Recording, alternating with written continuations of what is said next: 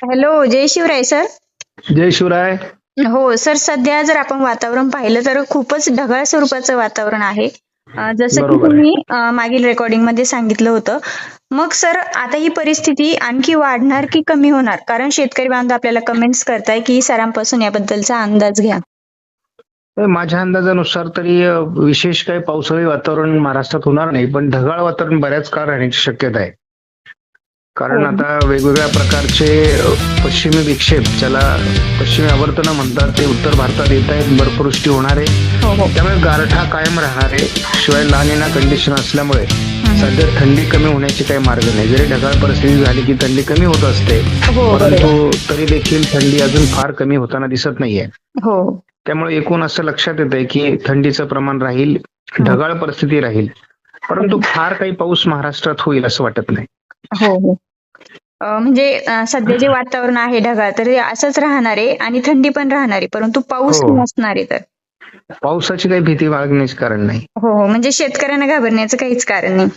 बरोबर आहे. हो. सर, मग ही परिस्थिती अजून किती दिवस राहील अशीच ढगाळलेली? ही आठवडाभर तरी राहील. हो, जानेवारीचा हा आठवडा. हो हो. हो, हो. नक्कीच. सर, तुम्ही नुकतंच तुमच्या चॅनलवरती एक व्हिडिओ टाकलेला आहे. त्यामध्ये तुम्ही सध्या जी सोशल मीडियावरती चर्चा आहे, ती 2026 मध्ये 1972 सारखा दुष्काळ पडणार. यावरती तुम्ही त्या व्हिडिओमध्ये अचूक अंदाज दिलेला आहे. तर मग त्यातला जो अंदाज आहे, तो आपल्याही शेतकरी बांधवांना द्या, जेणेकरून शेतकरी बांधवांमध्ये सध्या दुष्काळाबाबत खूप चर्चा आहे. तर मग ती जी अचूक तुमचा अंदाज आहे, तो शेतकऱ्यांपर्यंत पोहोचण्यास मदत होईल.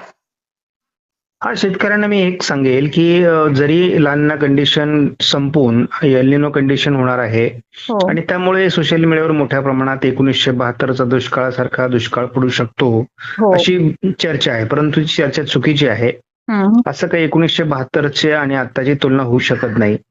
त्यामुळे एकूणच तसा काही दुष्काळ वगैरे पडणार नाही, परंतु पावसाचं प्रमाण गेल्या वर्षीच्या तुलनेत यावर्षी कमी राहील, हा मात्र अंदाज आपल्याला देता येईल. हो. त्यामुळे शेतकऱ्यांनी थोडं पाणीसाठे जपून वापरले पाहिजेत किंवा जनावरांना चारा ठेवला पाहिजे. कारण पर्जन्य छायेच्या प्रदेशामध्ये म्हणजे हो. नाशिक पूर्व भाग असेल, अहिल्यानगर असेल, हो. हो. तुमचा औरंगाबाद म्हणजे ज्याला आपण संभाजीनगर म्हणतो, हो. किंवा सांगली, सातारा, सोलापूर, मराठवाड्यातले बहुतांशी जिल्हे, उत्तर महाराष्ट्रातील जिल्ह्यांमध्ये सरासरी पाऊस कमी होण्याची शक्यता आहे.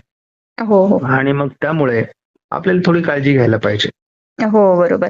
म्हणजे सर, 2025 मध्ये जशा पद्धतीचा पाऊस झाला, अगदी शेतकऱ्यांचं नुकसानही भरपूर झालं, तसं 2026 मध्ये नसणार आहे. बरोबर आहे. हो, आणि शेतकऱ्यांसाठी उत्तम वर्ष राहील तर मग 2026. हा, गरजेपुरता पाऊस राहील, हो. परंतु फार पाऊस होईल असं वाटत नाही. हो. हो. नक्कीच. सर, फेब्रुवारी महिन्यामध्ये थंडी कशी राहील? फेब्रुवारी 15-14च्या दरम्यान थंडी कमी व्हायला सुरुवात होईल. हो. म्हणजे हो. अजून फेब्रुवारीचा पहिला पंधरवडाही थंडीचाच असेल. हो. हो. म्हणजे 15 दिवस तरी राहणार थंडी. हो हो. हो. हो. सर, आता असं सांगण्यात येतंय की फेब्रुवारी ते मार्चच्या कालावधीमध्ये गारपीट होण्याची शक्यता आहे. मग त्याबद्दल तुम्ही काय अंदाज द्याल? नाही, त्या अंदाजावर मी विश्वास ठेवत नाही.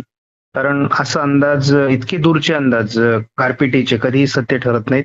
जर हो. हो. तसा अंदाज काही तयार झाला हो. तर आपण त्याच्या दरम्यान अंदाज देऊ. म्हणजे कुठलाही अंदाज हा 15 दिवस अगोदर हो. हो. गारपिटीचा तरी समजतो. हो. हो. त्यामुळे नक्कीच. इतक्या लांबच्या अंदाजाची मला शाश्वती देता येणार नाही. हो. हो. नक्कीच. सर, एकंदरीत सध्या जे ढगाळ वातावरण आहे, तर या वातावरणामुळे शेतकऱ्यांनी घाबरण्याचं कारण नाहीये. यामध्ये पाऊस नसणार आहे तर. बरोबर आहे. नक्कीच सर, धन्यवाद आपल्या शेतकऱ्यांना योग्य माहिती दिल्याबद्दल. ओके, धन्यवाद. Okay sir.